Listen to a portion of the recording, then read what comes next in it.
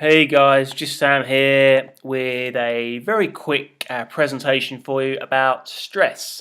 Now, a lot of you have been talking about stress, and I've picked up over the last few weeks that some of you seem very stressed, and that's not a bad thing because everyone's stressed out these days. Most people that I come across are stressed out. All right, myself included, and I wanted to go through in this presentation about what causes stress, the impacts that stress has on the body, and also the reason why stress might be causing you to experience carb cravings and maybe stubborn body fat from certain areas, or you may be struggling to lose fat from certain areas of the body.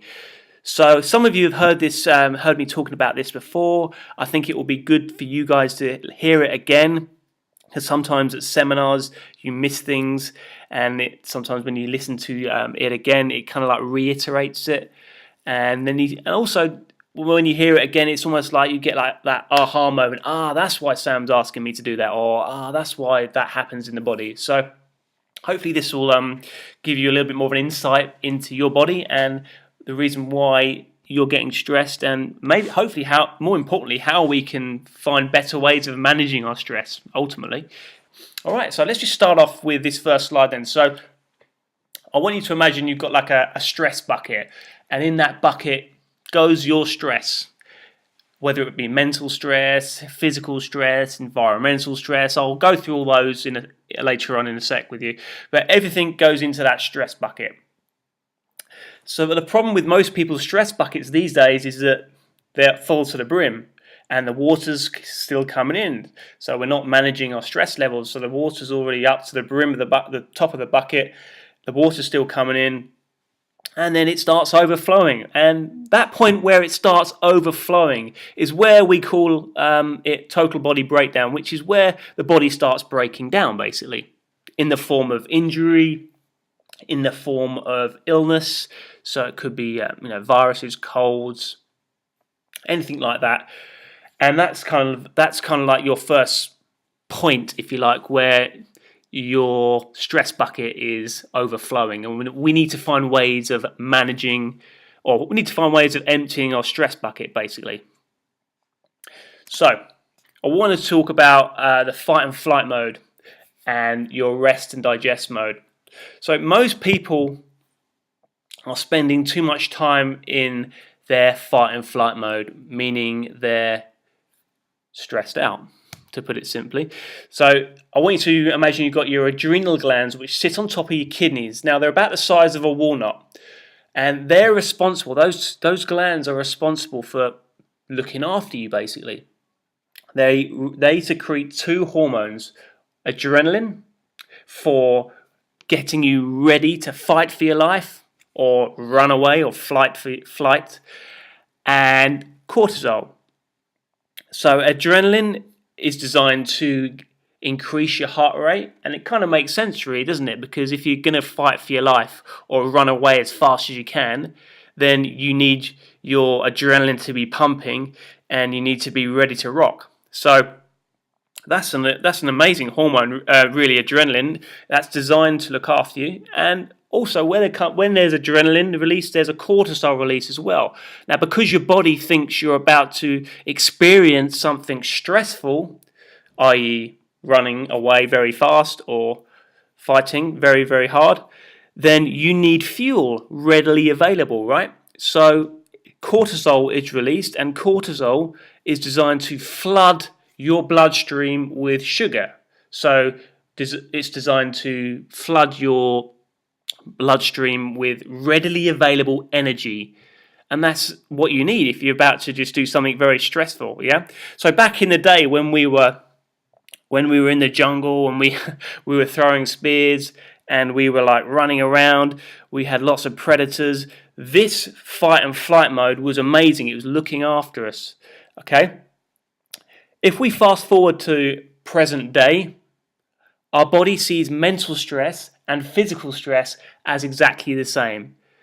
So you'll still get the same physiological response to you getting stressed out at work, your kids pissing you off, you having a hard time with your partner, money problems, whatever it is, your body cannot differentiate between that and like running around the jungle, trying to escape saber-toothed tigers, or you trying to fight for your life.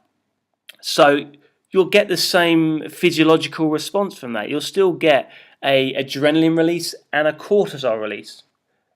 But the problem is now is obviously these days we're not burning it off, right? So what happens is we've got all this readily available energy and nothing to burn it off. You're not burning it off when you're thinking about work or worrying about your money worries, right? So what happens is the body then stores that excess energy away for later in the form of fat. Sucks, right? But that's how the body works, and the body sees mental stress and physical stress as exactly the same. And the problem these days is we're spending too much time in fight and flight mode and not enough time in rest and digest. So you've got your central nervous system, you've got your sympathetic branch and the parasympathetic branch, all right? We're spending too much time in the sympathetic branch, and we're getting too stimulated, basically. And we need to find ways of resting and digesting more, okay? So we need to stimulate our parasympathetic branch of our nervous system, basically. So I want you to imagine, I know that guy actually on the bottom there. So I want you to imagine the rest and digest mode is this guy right at the top, and you got the fight and flight mode right at the bottom. And it's kind of like, if you can imagine like a seesaw, it's really hard. If you're always stressed out, it's really hard to even the seesaw out. Yeah, so I hope that kind of makes sense, that little seesaw analogy. So the types of stressors. So we've got mental and psychological stress. So this is stuff like we just touched on, like money worries, you getting frustrated with your kids. What else? You getting worried about mortgages, stuff like that. We've got relationship problems, anything like that, or just kind of anything that's stimulating you mentally, that's a stress, and that will go into your stress bucket. We've got physical stress. So you've heard me say this before. Most people are walking around, highly stressed out, malnourished, sleep deprived, and dehydrated. The last thing we want to be doing is crazy hard workouts. So for some people, some workouts are really wrong for them. So physical stress will go into that bucket. So nutritional stress is this third one. So this can be toxic overload. You hear me talking about toxic overload and reducing chemicals and toxins, and eating inflammatory foods like wheat, gluten, some dairy, not all dairy, but some dairy, gluten, and alcohol. So all of that is stressful to the body, guys, yeah? And that will go into your stress bucket. So again, the body doesn't recognize, it doesn't differentiate. So that nutritional stress and mental stress is exactly the same. Does that make sense? We've got TV, mobile phone stress. So if you're spending a lot of time on your mobile phone, and this is me 100%, and I know a lot of other people that spend a lot of time on their mobile phones as well, and on their laptop, on just TV. That can be very stressful to the body as well. Injury stress. So if you're carrying an injury, like maybe knee pain, maybe you're experiencing shoulder pain, anything like that, you'll get an adrenaline and a cortisol release from an injury. Believe it or not, you wouldn't think that, would you? But you do. And again, that goes into your stress bucket. So I hope that kind of makes sense a little bit, guys, with the whole. Just because a lot of people just see stress as mental stress, or I'm stressed out at work or whatever, but there's lots of other factors that we need to think about when we're thinking about ways of emptying that stress bucket. Okay, so why you store fat and get carb and sweet cravings? So as we said, guys, it's just reiterating, yeah? So stress of any kind causes a fight or a flight response.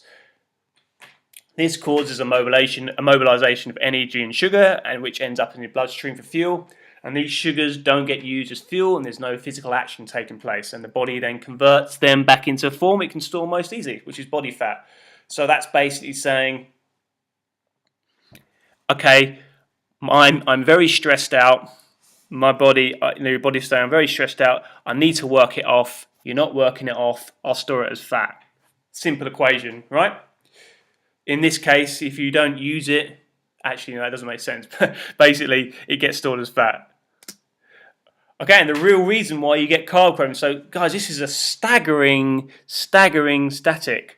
Cortisol has been found to be 60 to 70% high in people who are depressed. Wow, that's quite powerful. That stat, isn't it? So, higher cortisol levels. So remember, the stress hormone cortisol that's released every time the body perceives threat or danger. So that causes a reduction in another hormone called leptin, and that's released to tell the brain that we're refueled and we've eaten enough, right? So basically, the more cortisol, or the higher the cortisol in an individual, the less leptin. So less leptin basically means you never feel full. And then that means food cravings that are very hard to ignore. So I know some of you are experiencing sweet cravings and carb cravings, and looking at your meal plans, your food looks really good. But maybe we need to be thinking more about, well, not maybe, we do need to be thinking more about managing our stress hormone cortisol a lot better. Okay, so ways to empty your stress bucket. Relax more. Sounds pretty straightforward, but a lot of people do not know how to relax properly. A lot of people think relaxing properly is sleeping more or watching TV. And we've just said about like a laptop stress and TV stress. It's the light. When we're watching TV late on in the evening or on the laptop late on in the evening, the body kind of still thinks it's daylight. So what happens is, because it still thinks it's daylight, it will then dump a load of adrenaline and cortisol into your body to keep you awake. It's amazing, right? So then what happens is you can't get to sleep because your body still thinks it's daylight. So it's keeping you awake because because it still thinks it's daylight, basically, if that makes sense. So we need to find ways of relaxing more. Walking is a great way to relax. Highly recommended. Yeah, a lot of people think walking sucks, and it's a bit like, oh, I just want to do my fat loss workouts. I just want to be feeling like I'm doing a workout. But walking is great. Walking's been research proven to increase your oxygen levels. Your deep belly breathing here, guys. Now this might sound a bit like, oh God, what's Sam talking about now? Deep belly breathing. But it's pretty straightforward. It's just finding a way to slow you down a little bit. It doesn't have to be too long. Around about 5-10 minutes a day to start off with.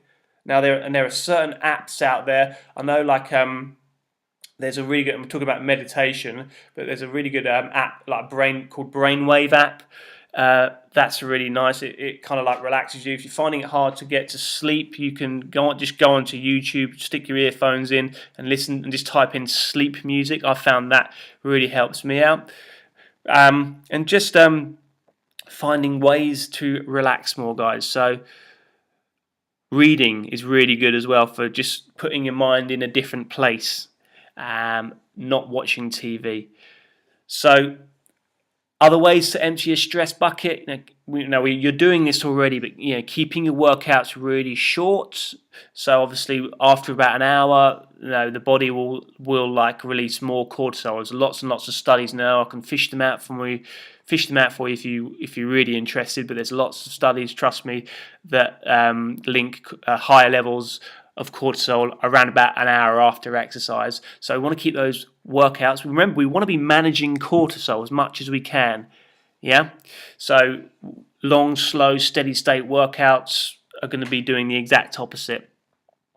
Great. If you're training for a marathon, it's no secret I'm training for a couple of 10Ks, and I'm training for the Snowdonia 20-mile run in September. So I'm training for that, but I'm still looking at ways of emptying my stress bucket. Obviously nutrition as well, guys. So obviously if you're eating really crap foods, then that's going to be stressful to the system, and then obviously your body will dump a load of cortisol out. So we're kind of like need to be thinking about everything, guys. Yes, like the holistic approach. All right. So guys, I hope that's been helpful. So you know it now, but will you do it? That's the whole thing right there, guys. A lot of people, are drowning in nutritional information, but thirsting for real knowledge. All right. So be the doer. Don't think about it. Start putting things in place. Yes. Everything. Every time you hear a video or you like something, of like a video of mine, or even on YouTube, you like, just act on it. Yeah, just do something. Yeah, just do something that moves yourself further to where you want to be. All right. I hope that's been helpful, guys. And if you've got any questions, just put them in the comment section below. All right, that's it. That's done. Peace out.